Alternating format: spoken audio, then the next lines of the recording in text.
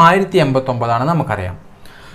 Then 333 square ആണ് പഠിക്കാൻ. നമുക്ക് 3 ഡിജിറ്റ് ഗുണിക്കുന്ന മെത്തേഡുകളുണ്ട്, അതിലേക്കൊന്നും നമ്മൾ പോകുന്നില്ല. 33 സ്ക്വയർ 1089 ആണെന്ന് അറിയാം. എന്ത് ചെയ്യുക, 9 അവരിട്ട് കൊടുക്കുക, 0 അവരിട്ട് കൊടുക്കുക. ഓക്കെ, 3 ഉണ്ട്, സോറി 3 ഉണ്ടല്ലേ. അപ്പം എന്ത് ചെയ്യുക, ഇവിടെ 2 1 കൊടുക്കുക, ഈ ഗ്യാപ്പിൽ 2 8 കൊടുക്കുക. നമ്മൾ ആൻസറായി.